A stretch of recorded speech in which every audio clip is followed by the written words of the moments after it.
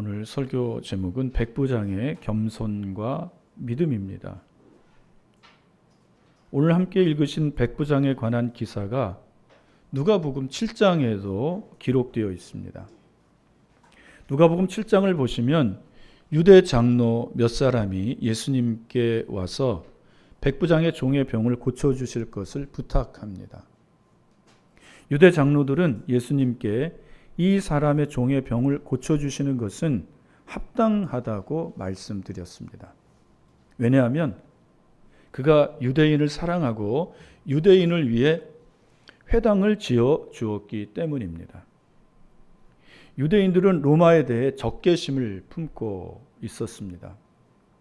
왜냐하면 로마가 유대를 점령하여 통치하고 다스리고 있었기 때문입니다. 이런 중에 유대의 장로들이 로마의 백부장을 칭찬한다는 것은 그가 로마의 장교로서 덕성이 있는 사람이었기 때문입니다. 그는 지배국의 장교로서 피지배국인 유대인들을 존중하였습니다. 이런 일은 그렇게 흔하지 않습니다. 언제든지 지배국의 관리와 장교는 자기 관할 구역에서는 왕처럼 행동하고 교만하게 행동합니다. 그러나 이 백부장만큼은 그렇지 않았다는 것입니다.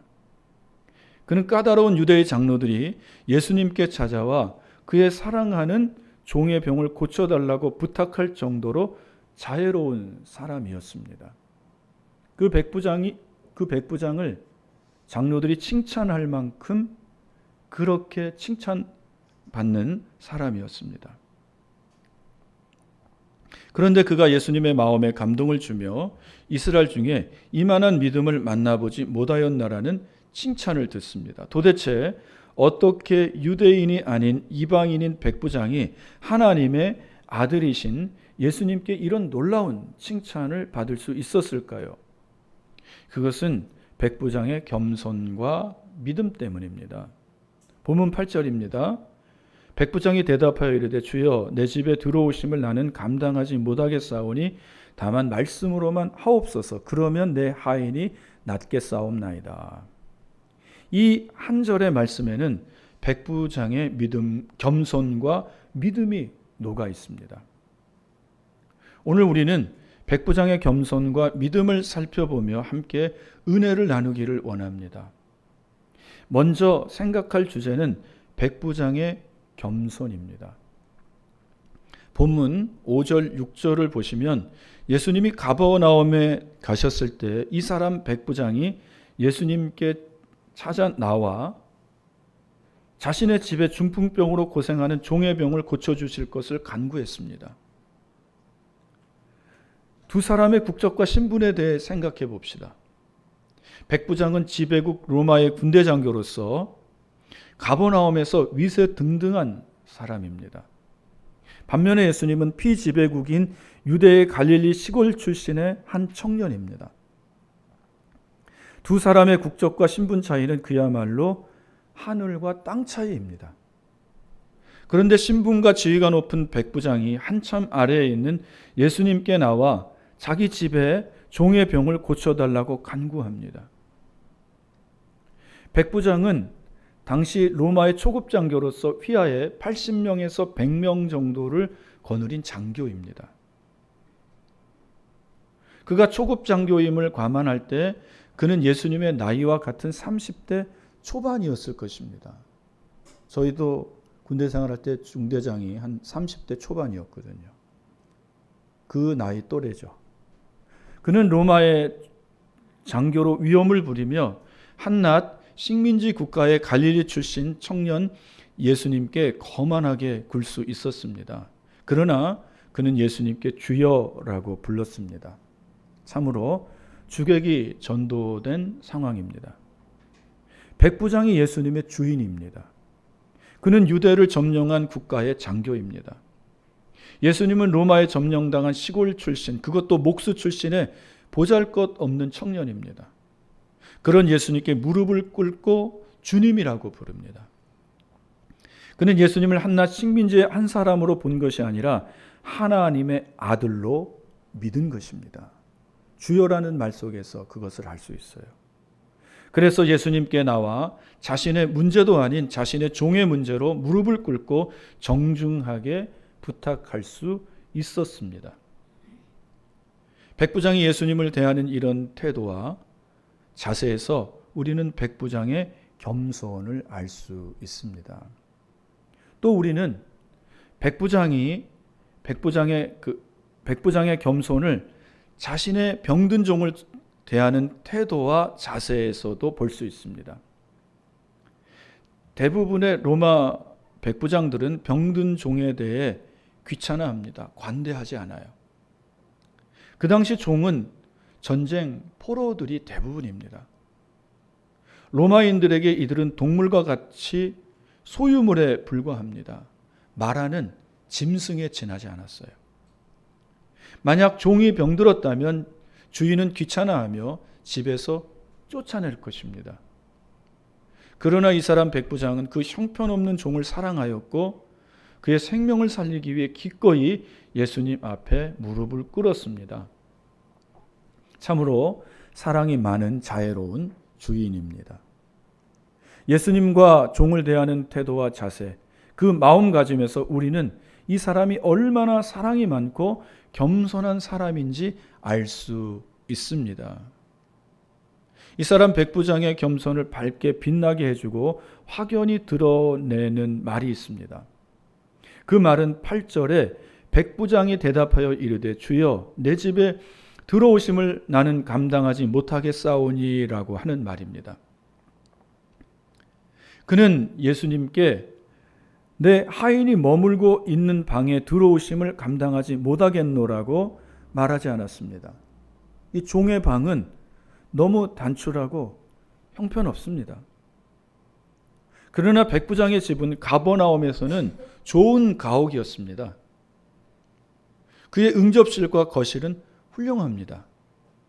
그런데 그가 예수님께 종이 자는 방이 아닌 자기 집에 들어오는 것을 감당하지 못하겠다고 말씀드립니다. 참으로 겸손한 사람입니다. 우리는 그의 이 말에서 이 사람의 겸손이 진심인 것을 알 수 있습니다. 나는 감당하지 못하겠사오니의 헬라어 원문은 우에이미 히카노스입니다. 이 말을 직역하면 나는 적합하지 않다, 나는 합당하지 않다입니다. 이 말은 나는 하나님의 아들을 맞이할 자격이 없습니다입니다. 이 말의 더 깊은 의미는 나는 무가치한 사람이라는 의미입니다. 예수님을 주님이라고 부른 말에서 백부장이 예수님을 하나님의 아들로 믿는 것을 우리는 알 수 있습니다. 그는 하나님의 아들과 자신을 견주어 볼 때 너무나도 자신이 무가치한 자라는 것을 깨달은 것입니다. 인간적으로 볼 때 유대의 장로들에게 칭찬받는 사람이고 이 유대 사람들에게 높임을 받는 사람이에요. 그러나 자신을 예수님과 비교해 볼 때 자신은 형편없는 자였다라는 것입니다. 나는 무가치한 사람입니다. 이 말은 백부장의 진심입니다. 만약 백부장의 이 말을 유대 장로들이 들었다면 그의 말을 반대하였을 것입니다. 그는 보기 드물게 유대인들에게 호의를 베푼 사람이었기 때문입니다. 유대인들에게 회당을 지어준 것은 유대 장로들에게 좋은 점수를 얻은 것입니다. 그는 이런 자신의 선행과 유대 장로들의 좋은 평을 핑계로 얼마든지 예수님 앞에 교만할 수 있었습니다. 그러나 그는 자신의 선행과 좋은 평가를 무기 삼아 주님께 교만하지 않았습니다. 그렇다면 왜 백부장은 자신을 주님의 집에 맞이할 수 없는 그런 무가치한 자로 여겼을까요? 자기 집에 맞이할 수도 없는 이 무가치한 자. 저는 백부장의 자신을 무가치한 자로 여기는 이 태도에서 자기를 무가치하게 여길 때 받는 4가지 은혜를 함께 나누려고 합니다. 첫 번째로 자신을 무가치한 자로 여길 때 받는 은혜는 자신을 정확히 볼 수 있다는 것입니다. 여러분은 여러분 자신의 영혼에 대해 깊이 염려해 본 적이 있으십니까? 여러분 자신의 영혼에 대해 염려하며 자신은 무가치하다고 느끼십니까? 자신이 무가치하다고 느끼는 그 느낌은 그 느낌을 넘어 사실입니다. 왜 자신이 무가치하다고 느낄까요? 그것은 자신의 죄에 대한 깨달음 때문입니다. 저는 한 번은 제 자신이 얼마나 죄인인가 생각해 본 적이 있습니다. 47살 때 13년 부목사 사역을 마치고 어느 작은 기도원에 가서 어린 시절부터 그때까지 지은 죄들을, 기억나는 모든 죄들을 회개한 적이 있었습니다. 그러니까는 엄마 뱃속에 나와서 기억할 수 있는 그 시점부터 제가 생각나는 모든 죄들을 생각해내고 회개한 것입니다. 그 시간은 하룻밤의 기도로는 부족하였습니다. 며칠 동안을 죄를 생각하며 회개하였습니다. 이루 말할 수 없는 죄가 떠올랐습니다. 참 부끄럽고 수치스러운 죄들도 많이 떠올랐습니다. 죄를 회개하면서 저는 참담한 생각이 들었습니다. 살아오면서 이렇게까지 많은 죄를 지었다는 말인가? 목사가 되어서까지도 이렇게 많은 죄를 지었다는 말인가? 눈물을 흘리며 가슴을 치며 통회하고 자복했습니다. 참으로 똥과 같은 나의 더러운 죄들이 계속 떠올랐고 창피하고 수치스럽고 나 같은 죄인을 위해 어떻게 하나님이 귀한 독생자를 보내 십자가에 못 박아 죽이셨는가. 죄송합니다. 저는 하나님께 기도했습니다. 하나님 참 실수하셨습니다. 사람 잘못 보셨습니다. 어찌 저 같은 죄인을 하나님의 종으로 삼으셨습니까? 라고 기도했습니다. 나보다 더 좋은 사람들이 많았어요. 그런 사람들을 택하여 주의 종 삼았다면 하나님이 더 명예롭고 더 높아지셨을 때인데 나 같은 형편없는 인간을 어찌하여 종으로 삼았느냐. 하나님 실수하셨습니다. 저는 제 자신을 생각할 때 딱 똥바가지 같은 생각이 들었어요. 여러분, 저 어렸을 적에 그런 똥을 푸는 분이 계셨잖아요. 그런 더러운 바가지. 그때 제가 붙든 하나님의 말씀이 시편 51편 17절 말씀입니다. 하나님께서 구하시는 제사는 상한 심령이라. 하나님이여 상하고 통회하는 마음을 주께서 멸시하지 아니하시리이다. 저는 하나님의 이 말씀이 없었더라면 저는 너무도 부끄러워서 아마도 목회를 그만두었을 것입니다. 저 목회 그날로 접었을 거예요. 힘들기도 했고요. 제 자신이 너무나도 형편없는 인간임을 알았기에 이제는 목회 그만두자. 그런데 이 말씀이 저를 붙들어 주었습니다. 저는 그런 가치 없는 죄인이었습니다. 저는 하나님 앞에 울며 저의 죄인됨을 고백했습니다. 그러나 하나님이 구하시는 제사는 상한 심령이라 하였사오니 주여 나의 상하고 통회하는 마음을 보시고 나를 불쌍히 여겨 주시옵소서 하고 울며 회개했습니다. 주께서 상하고 통회하는 심령을 멸시치 아니하신다 하였사오니 말씀대로 종을 멸시치 말아 주십시오. 기도했습니다. 그때 제가 붙든 말씀이 또 하나 있습니다. 시편 51편 9절부터 12절입니다. 주의 얼굴을 내 죄에서 돌이키시고 내 모든 죄악을 지워 주소서. 하나님이여 내 속에 정한 마음을 창조하시고 내 안에 정직한 영을 새롭게 하소서. 나를 주 앞에서 쫓아내지 마시며 주의 심령을 내게서 거두지 마소서. 주의 구원의 즐거움을 내게 회복시켜 주시고 자원하는 심령을 주사 나를 붙드소서. 다윗의 이 기도가 저의 간절한 기도가 되었습니다. 여러분은 여러분 자신을 무가치한 사람으로 여기십니까? 저와 여러분은 스스로 무가치하게 여기는 것보다 더 무가치한 자입니다. 스스로 죄인이라고 생각하는 것보다 훨씬 더 큰 죄인입니다. 자신이 죄인이라는 사실을 깨달아질 때 그는 비로소 자신을 알게 되는 것입니다. 이 사람만이 오늘 백부장과 같이 주여 저는 무가치한 사람입니다. 주여 저는 죄인입니다 하며 주님께 고백할 수 있습니다. 그 귀한 신분의 이사야 선지자도 성전에서 하나님을 만났을 때 입술을 가리며 하나님 나는 죄인입니다. 입술이 부정한 자 중에 거했습니다. 자신의 무가치함을 고백합니다. 베드로도 주님 만났을 때에 주여 저는 죄인입니다. 저를 떠나소서. 만일 여러분 자신을 무가치한 사람으로 여긴다면 여러분은 예수님을 높일 수 있습니다. 그 마음은 성령께서 주시는 마음으로 그에게 하나님의 은혜가 임한 증거입니다. 그러나 만약 자신을 무가치한 자로 여기지 않고 가치 있는 자로 여긴다면 그는 결코 예수님 앞에서 자신을 낮추지 않을 것입니다. 낮추지 못해요. 자신을 높게 생각하면 그는 예수님을 낮게 생각하기 때문입니다. 이 생각은 자전거의 양쪽 페달과도 같은 것입니다. 그의 이런 생각은 그를 예수님께 거만한 태도로 나아가게 만들 것입니다. 이 사람은 자기는 하나님께 마땅히 구원받을 자로 여길 것입니다. 하나님 앞에 나갈 때도 사랑의 빚진 자가 아닌 사랑의 빚을 받으러 나가는 자처럼 나갑니다. 이런 자에게는 하나님의 은혜가 없습니다. 오직 자신에 대해 스스로 잘 알아 자신은 구원받을 가치도 없고 은혜 받을 가치도 없는 자처럼 하나님 앞에 나가는 자에게 하나님은 구원과 은혜를 베푸십니다. 바리새인과 세리의 기도를 생각해 보십시오.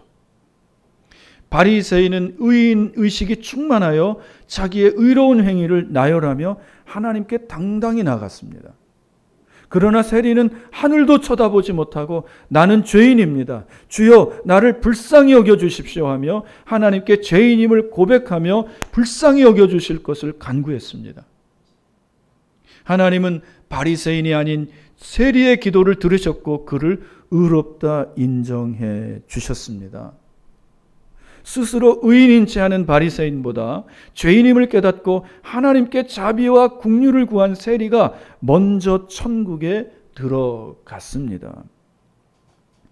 어느 목사님의 설교가 생각이 납니다. 그 여름 성경학교 때 죄와 회개에 관한 설교를 하니 한 아이가 절망하며 듣더라고 합니다. 한 5학년, 초등학교 5학년 정도.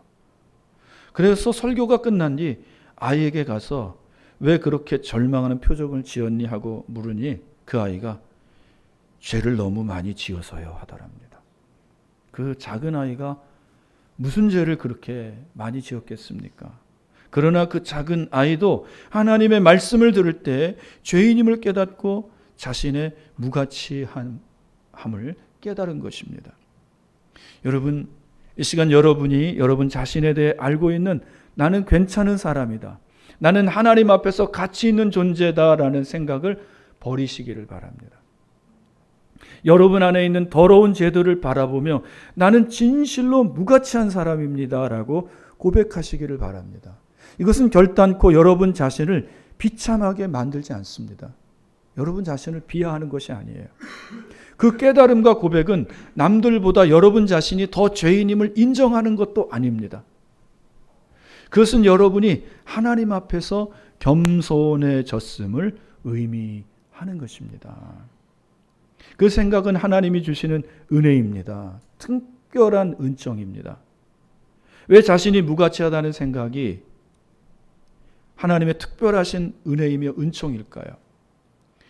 자신이 무가치하다는 것을 깨달을 때 받는 두 번째 은혜가 그가 하나님께 겸비하기 때문입니다. 겸비의 뜻 속에는 자신의 죄를 돌아보며 회개한다는 뜻과 자신을 낮추다라는 뜻이 있습니다. 자신이 무가치하다고 느끼는 사람만이 자기 죄를 회개하며 자기 자신을 낮출 수 있습니다. 진짜로 겸손해질 수 있다는 거예요.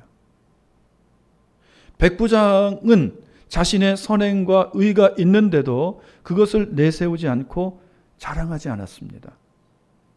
예수님이 하나님의 아들이라는 믿음 때문에 자신을 겸비했습니다. 그의 겸비가 하나님 앞에서 자신은 죄인이라는 사실을 깨닫게 했습니다. 그리하여 그는 지배국의 군대 장교로서가 아닌 한 사람의 죄인으로 자기를 낮추며 하나님의 아들 앞에 무릎을 꿇은 것입니다. 그리고 예수님에게 은혜를 간구할 수 있었습니다. 오늘 우리에게 자신을 겸비하는 은혜가 있어야 합니다. 하나님은 겸비하는 자에게 은혜를 베푸셔요. 세 번째로 자신을 무가치한 자로 여길 때 비로소 하나님께 복을 받는 자리에 서게 되는 것입니다. 오늘 본문에서 만나는 백부장의 모습이 이 같은 모습입니다. 그는 하나님의 아들이신 예수님과 자신을 견주었습니다. 그리고 자신이 형편없는 죄인임을 깨달았습니다. 무가치한 자로 여겼습니다. 여러분 자신을 다른 사람들과 비교하고 견져보지 마세요. 혹시 조금 나을 수도 있습니다. 그러나 도토리 키재기요 50보 100보입니다. 다 겨묻은 개가 똥 묻은 개 욕하는 꼴이에요. 다 똑같은 죄인입니다. 여러분 자신을 하나님과 견주어 보세요. 그리스도와 견주어 보세요. 아무런 자랑이 없습니다. 나는 철저한 죄인입니다. 무가치예요. 주님과 여러분 자신을 견주어 보세요. 백부장은 많은 사람 앞에 우인이었지만 주님과 자기 자신을 견주어 볼 때 형편없는 벌레만도 못한 존재라는 것을 그가 깨달은 거예요. 자신이 하나님의 아들 예수 그리스도 앞에서는 아무것도 아님을 깨달은 것입니다. 그의 이 같은 자세가 하나님께 복을 받는 자리로 그를 이끈 것입니다. 우리가 하나님께 취할 자세는 하나님은 거룩하시고 영광스러우시니 우리는 그분의 은혜를 받을 만한 자격도 가치도 없는 자라는 자세입니다. 만일 내가 마치 하나님께 복을 받을 권한을 가진 자로 하나님께 나아가면 하나님께서는 나에게 복을 주시지 않습니다. 출애굽기 33장 19절에서 하나님은 내가 긍휼히 여길 자를 긍휼히 여기고 불쌍히 여길 자를 불쌍히 여기겠다고 말씀하셨습니다. 하나님의 마음에 긍휼히 여기고 불쌍히 여길 자가 누구일까요? 백부장과 같이 자기 죄를 깨닫고 자신의 무가치함을 깨닫는 자입니다. 세리와도 같은 자예요. 가슴을 치며 통회하고 자복한 그 사람. 그 사람은 예수님께 나와 자신을 불쌍히 여겨달라고 간구합니다. 여리고에 사는 맹인 바디메오가 주님께 나와 주여 나를 불쌍히 여겨주소서라고 애원했습니다. 마태복음 9장에 나오는 두 맹인도 주님께 나와 다윗의 자손이여 우리를 불쌍히 여겨주소서라고 애원했습니다. 마태복음 15장에 나오는 귀신 들린 딸을 가진 스로보닉의 여인도 예수님께 나와 다윗의 자손이여 나를 불쌍히 여기소서라고 애원했습니다. 예수님이 그녀를 개로 취급했죠. 그런데 그 여자는 그 예수님의 말씀을 받아서 개도 자기 주인에서 떨어지는 그 음식을 먹고 부스러기를 먹고 산다고 했습니다. 예수님의 그 말을 얼른 붙잡았어요. 나는 개와 같은 자입니다. 나는 무가치한 자입니다. 그러나 나는 주님의 은혜를 사모합니다. 이들은 모두 자신의 무가치함을 깨닫고 겸손히 하나님의 은혜를 구한 자들입니다. 참으로 자신의 무가치함을 깨닫는 자마다 하나님께 복받는 자리로 나아갔습니다. 그들은 하나같이 다 하나님이 자신의 유일한 구원자임을 깨닫고 믿었습니다. 그리고 주님께 구원을 받았습니다. 자신의 무가치함을 깨닫는 자는 구원의 자리로 나아갈 수 있습니다. 하나님께 복을 받는 자리로 나갈 수 있습니다. 그래서 자신의 무가치함을 깨닫는 것이 가장 큰 겸손이며 가장 큰 은혜입니다. 네 번째로 자신의 무가치함을 깨달았을 때 연약한 자들을 불쌍히 여기는 마음을 갖게 됩니다. 백부장은 아무 가치도 없는 종을 불쌍히 여겼습니다. 백부장은 왜 이런 마음이 들었을까요? 그는 종보다 훨씬 높은 자리에 있었습니다. 종과는 비교할 수도 없는 자리에 있었습니다. 로마 시민권자이며 로마 군대의 초급 장교로 자기 수하들을 부리는 자였습니다. 그는 종의 주인이기까지 했습니다. 그러나 그가 하나님 앞에 죄인임을 깨달았을 때 종과 같이 자기 역시도 하나님 앞에 죄인임을 깨닫고 인정했던 거예요. 현실에서 신분은 차이가 나지만 하나님 앞에서는 똑같은 죄인이라는 거예요.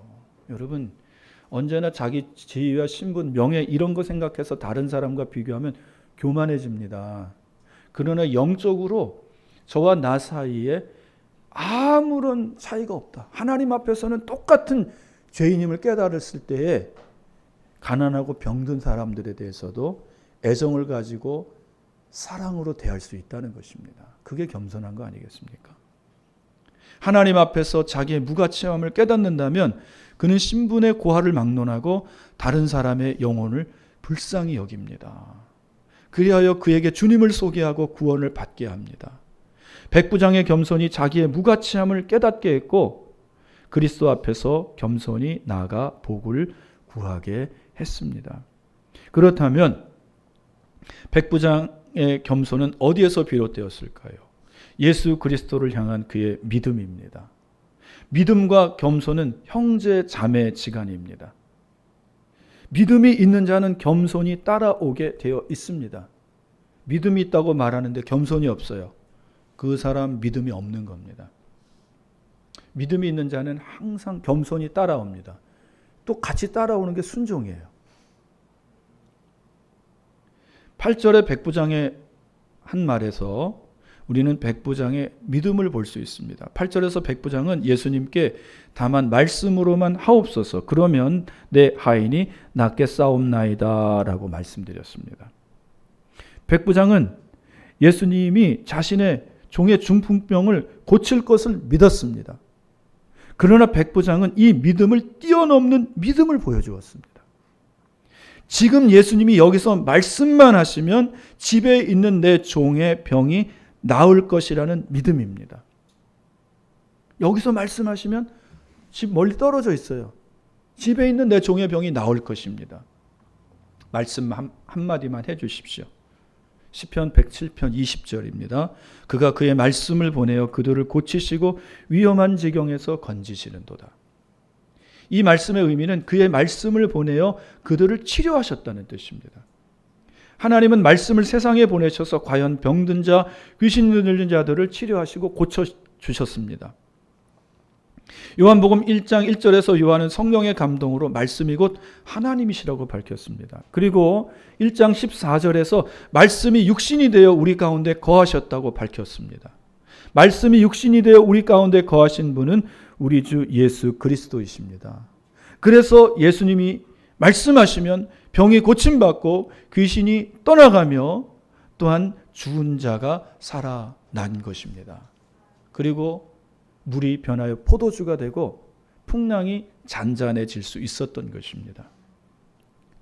예수님이 말씀이신 하나님이기 때문입니다. 오늘날에도 하나님은 말씀을 보내셔서 여러분을 치료하십니다. 기록된 하나님의 말씀 성경을 읽으십시오. 그 말씀 속에서 여러분의 육신과 정신과 영혼이 치료될 것입니다. 말씀이 곧 하나님이시기 때문입니다. 성경을 읽을 때 우리의 육신이 치료받고요. 우리 정신이 치료받고 우리의 영혼이 고침받아요. 말씀이 우리 가운데 역사하기 때문에 그래요. 백부장은 예수님의 말씀이 하나님의 말씀과 버금가는 말씀임을 믿었습니다. 최초의 말씀이 계시니라. 그 말씀이 세상을 창조하셨잖아요. 그 말씀이 곧 예수님의 말씀임을 믿었던 거예요. 하나님임을 믿은 것이죠. 그 말씀이 자기의 병든 종을 치료한다는 사실을 믿었습니다. 오늘도 하나님은 하나님의 말씀으로 여러분의 영혼과 육체와 정신을 치료하십니다. 두 번째로 백부장의 믿음은 자기 요구를 채우는 믿음이 아니라 주님의 말씀을 믿는 믿음입니다. 백부장은 주님께 자기의 정해진 방법에 따라 자기에게 구원의 표를 보여달라고 요구하지 않았습니다. 백부장은 주님께서 제 집에 오시면 내가 주님을 믿겠습니다. 주님께서 어떤 표적을 보여주시면 제가 주님을 믿겠습니다. 라고 요구하지 않았습니다. 그러나 많은 사람들이 주님께 표적을 요구합니다. 주님께서 이렇게 해주시면 제가 주님을 믿겠습니다. 특별한 환상을 보여주시거나 특별한 체험을 하게 하시면 제가 주님을 믿겠습니다. 이런 사람들은요, 암에 한번 걸려봐야 돼요.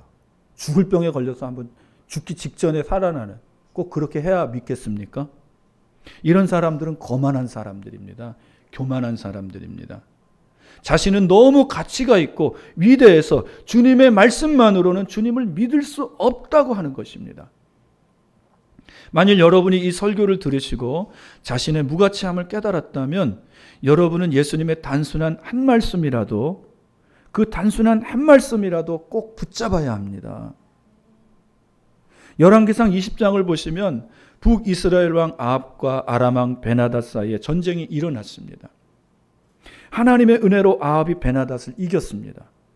베나닷은 영락없이 아합에게 잡혀 포로가 될 신세가 되었습니다. 그때 베나닷은 신하들에게 굵은 베옷을 입히고 아합에게 보내어 항복하게 했습니다.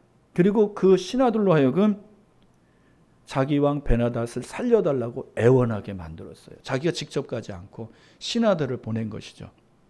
마지막 자존심을 지키려는 왕의 모습입니다. 그때 아합이 베나닷의 신하에게 베나닷이 아직 살아있느냐? 그는 내 형제니다 라고 말했습니다. 베나닷의 신하들은 아합의 그 말을 놓치지 않고 얼른 받아서 베나닷은 왕의 형제입니다 라고 말했습니다. 이 말을 들은 아합은 베나닷을 오게 했고 그를 병거에 태워 그를 돌려보냈습니다. 아합의 말은 곧 왕의 말입니다. 왕이 포로가 된 베나닷을 살리겠다는 의지의 말을 했을 때 베나닷의 신하들이 그 말을 이어서 바로 생명을 살려달라고 애원했던 거예요. 베나닷은 내 형제라. 그랬던 신하들이 맞습니다. 그는 당신의 형제입니다. 라고 말을 했던 거예요. 그때 아합의 마음이 녹은 거예요. 왕으로서 그에게 자비로움을 베풀었던 것입니다. 여러분이 구원받기 위해 하나님께 어떤 표적과 환상을 요구하지 않아야 됩니다. 내가 주 앞에 무가치한 죄인임을 깨달았다면 주님의 단순한 구원의 한 말씀이라도 내 마음에 들려지면 그 한마디를 붙잡아야 돼요. 수로보니게 여인처럼. 개가 돼도 괜찮습니다. 개들은 주인의 상에서 떨어지는 부스러기를 먹습니다. 이것 때문에 구원받잖아요. 여러분이 그거 신비한 것, 오늘도 그것을 찾아서 기도원으로 가잖아요. 사람들이 신비한 것 나타났다 하면. 여러분, 그런데 쫓아다니지 마십시오. 여러분의 믿음은 그냥 예수님이 그냥 단순한 구원의 말씀 한마디, 주 예수를 믿으라 그리하면 너와 내 집이 구원을 얻으리라는 이 말씀, 얼마나 단순합니까? 그러나 여러분 자신이 무가치한 죄인임을 깨달았을 때 이 한 말씀을 딱 붙잡아야 돼요. 제가 시편의 그 말씀을 붙잡았던 것처럼 여러분도 그 말씀을 붙잡아야 합니다. 하나님은 거짓말하지 않으십니다. 하나님이 하신 모든 말씀에 하나님의 이름과 명예를 걸고 책임을 지십니다. 성경에 기록된 단순한 구원에 관한 약속의 말씀만 믿고 그 말씀을 붙잡으십시오. 그러면 하나님이 여러분의 하나님의 말씀을 믿는 그 단순한 믿음을 보시고 반드시 구원하십니다. 세 번째로 백부장의 믿음은 군인다운 믿음입니다. 본문 9절입니다. 나도 남의 수하에 있는 사람이요 내 아래에도 군사가 있으니 이도로 가라 하면 가고 저도로 오라 하면 오고 내 종도로 이것을 하라 하면 하나이다. 이 말씀이 얼마나 군인다운 말입니까? 군인은 상명 하복의 집단입니다. 상관이 명령하면 하관은 복종해야 합니다. 로마 군인은 엄격합니다. 백부장은 먼저 자기를 비유하여 예수님께 말씀드립니다. 내 밑에 군인들과 내 집의 종들은 다 내가 하라는 대로 한다고 합니다. 더 나아가 그는 자신의 상관과 자신의 관계를 비유합니다. 만일 자기의 상관이 무언가를 명령하면 반드시 그 명령에 복종해야 합니다. 설사 그 자리가 전쟁에서 피 흘려 죽는 자리일지라도 명령에 복종해야 됩니다. 그는 로마의 초급 장교 백부장으로서 그에게는 천부장이 있고 더 올라가면 최고 권위자인 로마 황제가 있습니다. 로마 황제가 한마디 하면 그 그는 목숨으로 그 명령을 지켜야 합니다. 하물며 로마의 황제보다 더 크신 만왕의 왕이시요 만주의 주 되신 그리스도께서 말씀하시면 그 말씀에 그것이 무엇이든지 복종해야 한다는 것입니다. 군인다운 그런 믿음이죠. 백부장의 종의 병도 그리고 귀신도 세상의 모든 왕들도 그분의 명령에 복종해야 한다고 백부장은 믿었습니다. 이 믿음이 얼마나 귀한 믿음입니까? 백부장의 이 믿음에 예수님은 반응하셨습니다. 본문 10절입니다. 예수께서 들으시고 놀랍게 여겨 따르는 자들에게 이르시되 내가 진실로 너희에게 이르노니 이스라엘 중 아무에게서도 이만한 믿음을 보지 못하였노라. 예수님의 반응은 이스라엘 중 아무에게서도 이만한 믿음을 보지 못했다고 합니다. 백부장은 예수님께 칭찬받았습니다. 더 나아가 백부장은 예수님께 구원을 받았습니다. 백부장의 겸손과 믿음 때문입니다. 백부장처럼 예수님을 믿으십시오. 어떤 체험도 환상도 어떤 특별한 꿈도 아닌 예수님의 말씀을 믿으십시오. 그리고 자신의 죄인임을 깨닫고 겸손하게 주님 저는 무가치한 죄인입니다. 주님께 은혜와 긍휼을 구합니다. 나의 죄를 용서해 주시고 나를 구원하여 주옵소서라고 기도하십시오. 백부장은 자신의 죄인임을 깨닫고 오직 예수님만이 구세주임을 믿었습니다. 이 믿음이 그를 예수님 앞에 겸손하게 했고 은혜를 구하게 했습니다. 참으로 믿음과 겸손은 항상 같이 가는 것입니다. 겸손은 믿음의 결과인 것입니다. 내 안에 백부장의 겸손과 믿음이 있기를 주님의 이름으로 축복합니다. 그래야 자신이 겸비하며 하나님께 나아가 구원의 은혜와 은총을 구할 수 있습니다. 기도하겠습니다. 하나님 아버지, 백부장의 이 겸손과 믿음이 내 안에 있게 하여 주옵소서. 예수님의 이름으로 기도합니다. 아멘.